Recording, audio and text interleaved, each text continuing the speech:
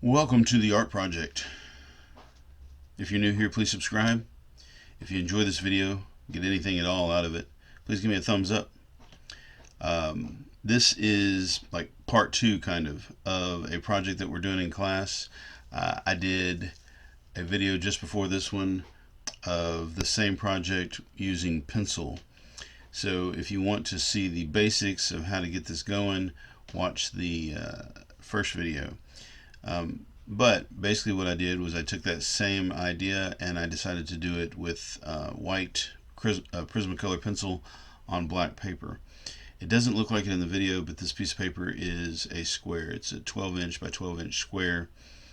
I wanted to do one that looked a little bit like an eye. I took this idea from another teacher, and you see and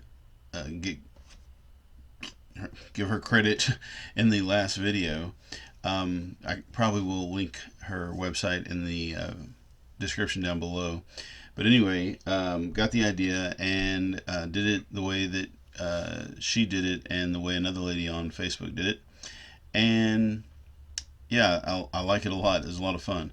So this one, I decided I wanted to kind of do an image. I wanted to be a very stylized eye, but the eye is the inspiration for this. So I basically filled my page so that it would have, the shape of an eye in it. Right here, I couldn't decide whether I should follow the circle that you can't see because it goes under the eyelid, or follow the actual lines that you're supposed to according to the technique of the project. I decided it was better to follow the circle of the eye, even though it kind of broke the rules of the basic project. But I think it turned out pretty good in the end, so I'm glad that I did that. There were some other things that I sort of wished I had done differently. Also, you're going to see in a few minutes when I shade it, I try to shade it realistically. That is, if these are planks that are overlapping one another, I like to think of them as like little popsicle sticks that are stacked up.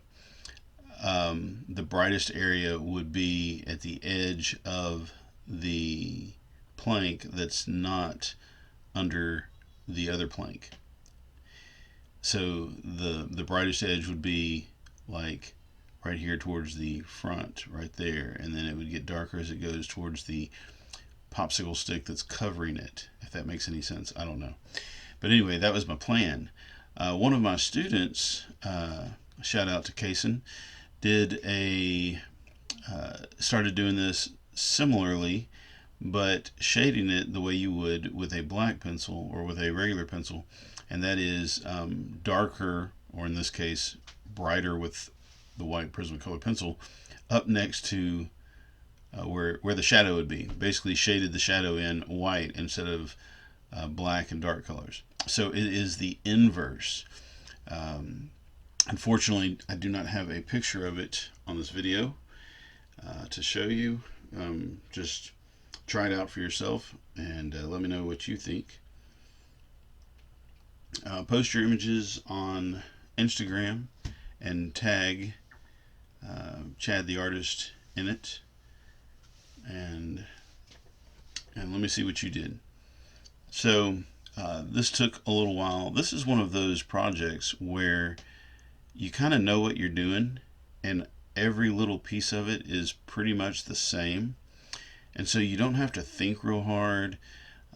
Like once you got it figured out, once you know, like what your overall design is going to be and how you're going to shade it in, then it's just a matter of shading in all of those little pieces the same way. And this is really fantastic. I'll tell you why. If you're not familiar with Logan Hicks, he's basically a graffiti artist, or he used to be a graffiti artist. I'm not sure you can call him that anymore, because he got so popular at what he's doing that now he does a lot of murals, a lot of paid work. I'm not sure if he really falls into the graffiti artist category at all, but anyway, he does a lot of stencil work. And I remember in one of his videos, or in an interview with him, he said there's nothing like just going in and zoning out on your work for a couple hundred hours. Get that, a couple hundred hours, which I'm sure is at least what it takes for him to do some of his stencil murals. If you haven't seen Logan Hicks, please look him up. Awesome, awesome artist. I love his work. Um, you can follow him on Instagram too. I'm pretty sure he has an Instagram. That's where I see most of his work. So anyway, just the idea of zoning out for a couple hundred hours or however many hours you can make it last is an awesome thing. It's a stress relief, it's meditation, it's relaxing, it's just good. One reason I love art so much is because once you know what you're doing and you're confident in what you're doing, then it gets pretty easy and relaxing. Anyway, so this took me about 2 or 3 days to work on, probably around 3 to 4 class periods. Some of my students who were pretty excited about it kind of rushed through it. Here is caissons, and I'm going to put them side by side so that you can look at the difference between the negative and the positive. So mine on my left is more positive, and his is like a negative of a camera. All right, well, back at it. So, like I was saying, it took probably 3 to 4 class periods to do this, and if the student's pretty gun ho about it, I can get it done pretty fast.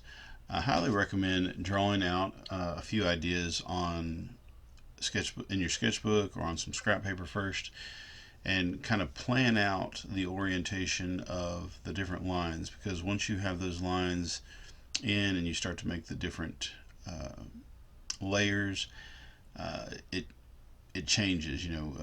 What you think might look really good might need a little tweaking once you get it down. So do a sketchbook preparation type period, and then also think outside the box. This doesn't even have to be white on black paper. It could be blue color pencil on white paper, or light blue on black paper, or mixtures of blending nice rich colors together. You could blend white and blues together, or whites and blues and purples together on the black paper. I kind of recommend putting white down with whatever color you use if you're doing it on black paper. That way there's a lot more contrast. But anyway, after I got all that done, I went back and I erased the lines that touched the edges of the next plank. You can see here I'm just kind of doing a little bit of cleanup. It wasn't, this eraser, it's an electric eraser and it erases pretty good, but it doesn't erase it perfectly.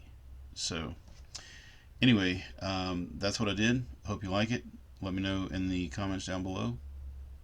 Don't forget to like, subscribe, share, comment, and do great artwork.